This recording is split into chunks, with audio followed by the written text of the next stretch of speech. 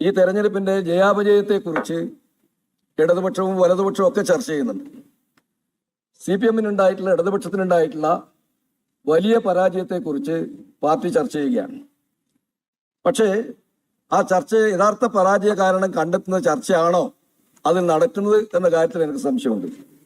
കാരണം പലപ്പോഴും തെരഞ്ഞെടുപ്പിൽ പരാജയപ്പെട്ടപ്പോൾ CPM ഇത്തരം അഭ്യാസങ്ങൾ നടത്താറുണ്ട്.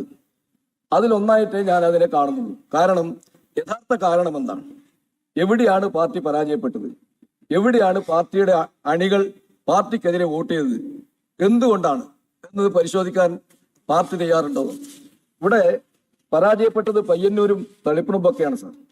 പയ്യന്നൂർ എന്ന് പറഞ്ഞാൽ നമുക്കറിയാം CPM-ന്റെ കേരളത്തിലേതല്ല ഇന്ത്യയിലെ തന്നെ ഏറ്റവും വലിയ ശക്തി കേന്ദ്രമാണ്.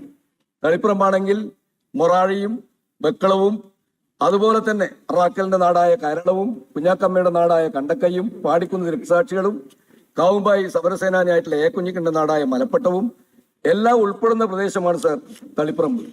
ആ തളിപ്പറമ്പിൽ ഇടതുപക്ഷം തോറ്റു. എന്തുകൊണ്ട് തോറ്റു? എവിടെയാണ് വോട്ട് ചോർച്ച?